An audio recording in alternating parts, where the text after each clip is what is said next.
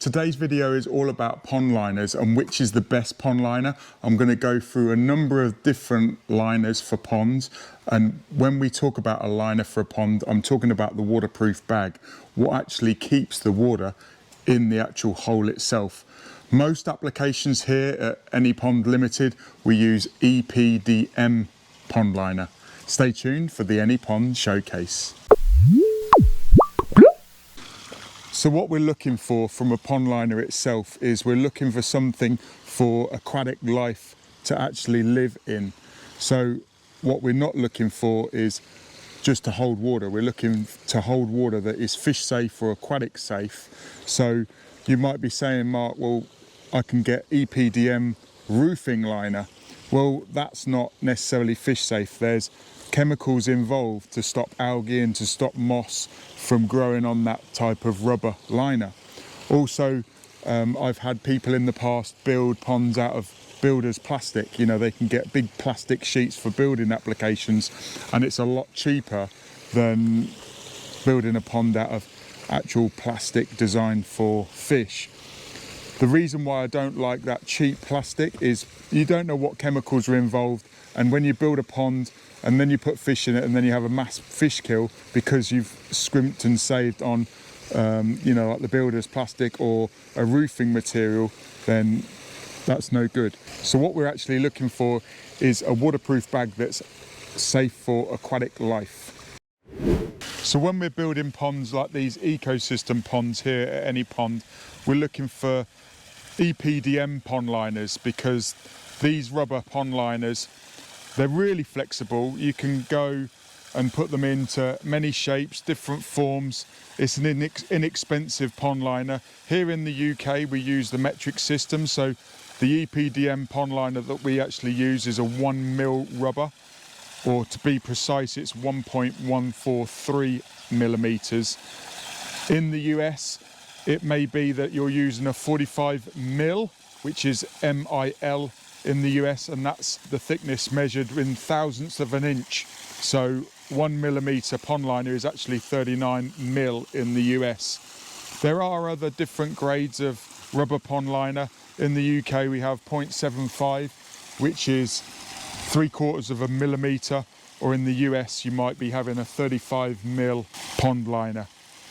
So the EPDM can be used on a hot and cold insulation.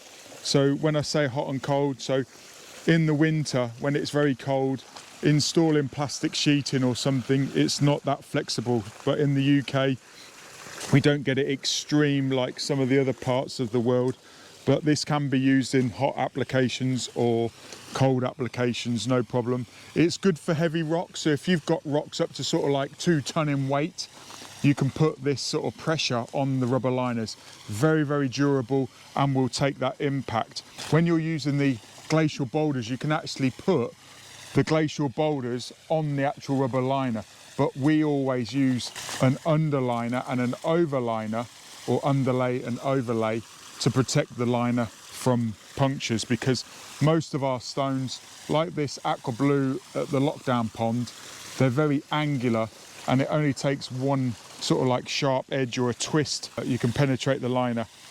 The EPDM liners, they're heavy duty, they're bio-friendly. Now you might say, Mark, well, rubber is not actually bio-friendly, where I would actually say, well, it depends on when you're talking about bio-friendly products. For instance, you might say, well, clay is the most bio-friendly because it's coming out of the ground. Well, we'll talk about clay later on, but actually the transportation of clay, if you've got a clay hole and you can dig a hole and that's perfectly fine, yes, that's the most economical and bio-friendly type of liner. The process of making EPDM liner is actually bio-friendly.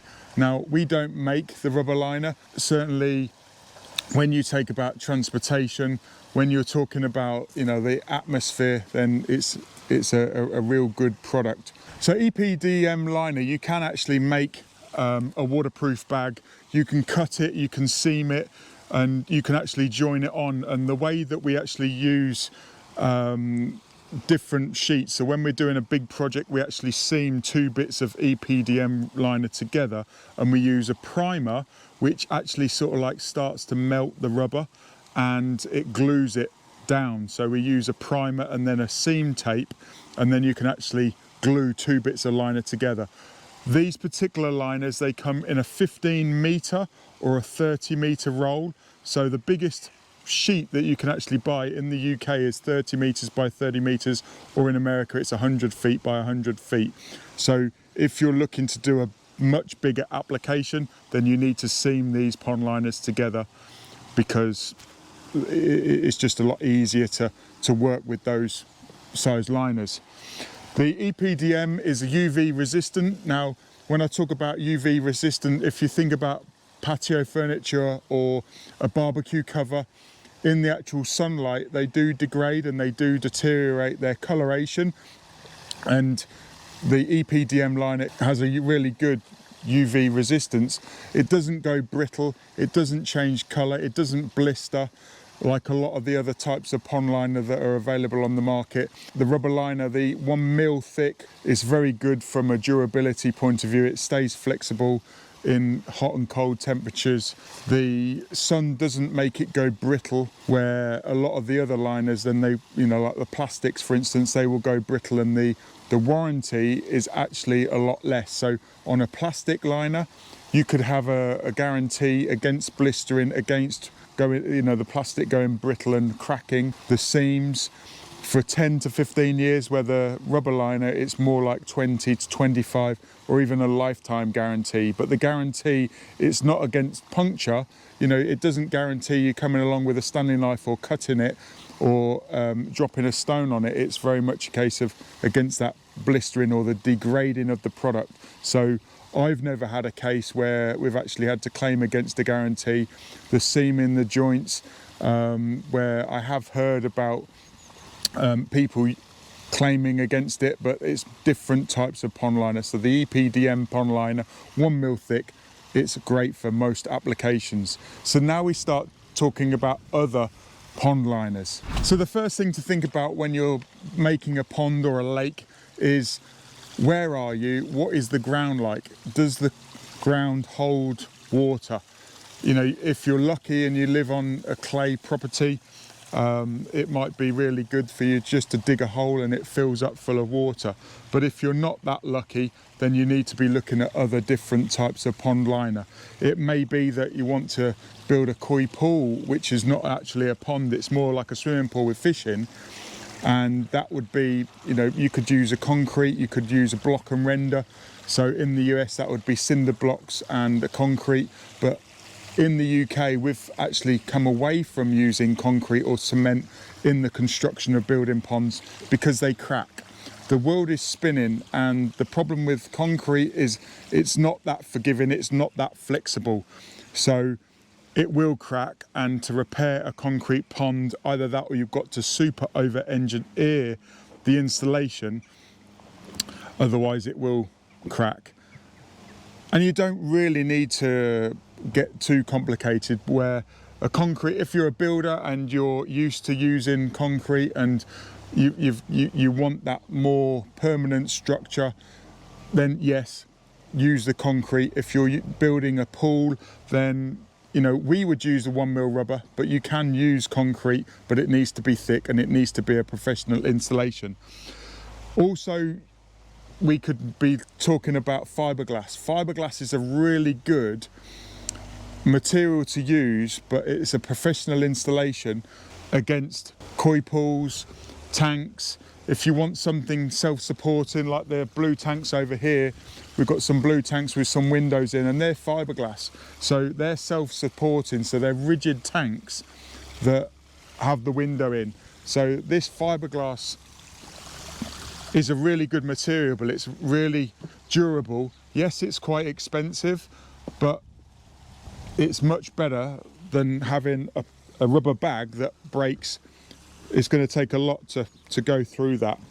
So you might be looking for the cheapest type of pond liner that there is on the market. Well, plastic pond liners or PVC pond liners, they're readily available on the internet, and they are a lot cheaper than some types of rubber pond liner, but you've got a few downsides to those. They're really good for small traditional ponds, from an economical point of view. So it may be that you're looking to put in a small wildlife pond and you've not got a big budget, let's say, you know, sort of like 20 to 30 pounds, where you could buy a plastic liner, drop it in the ground and have some fun and bring some new wildlife to your garden.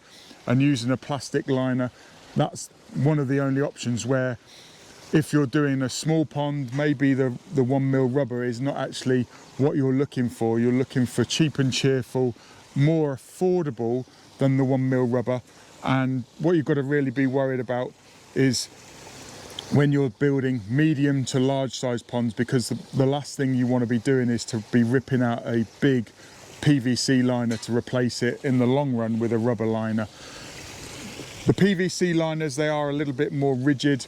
They are still flexible, but you can crease those and they're not as durable as the plastic liners. Because they don't stretch, it's very easy for you to actually tear the plastic liners. So they don't actually flex, they tear. So there's a number of different plastic liners on the market which I would avoid, you know, unless you're building a very small, let's say a 6x4 on a cheap budget wildlife pool, then that's the application. Or it could be that you've got a traditional fish pond and you just want a quick, cheap liner. But I've seen ponds with 6 or 7 cheap plastic liners in there, where it's a lot easier just to rip it all out and put a nice, lovely rubber EPDM liner in there. And that's what we would do if you have a cheap plastic liner. We don't install cheap plastic pond liners. Even on the small ones, we do the EPDM pond liners because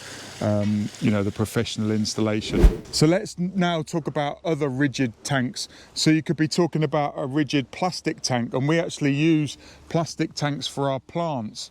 So these are actually plant troughs, but they are preformed into this different type of shape. And yes, they do take a lot of abuse.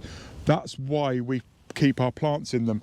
If we were to make these ponds out of rubber liner, we've got plants coming in and out, stones coming in and out. We would need to protect those liners from you know, the damage that the stones and the soil would be creating. So it's very much a case of, if we put an overliner down to protect the waterproof bag, the plants will root into that membrane. So in a pond scenario, yeah, it's not a problem because you're creating something ornamental, you're protecting that flexible pond liner, where as plant tanks, these preformed tubs are perfect.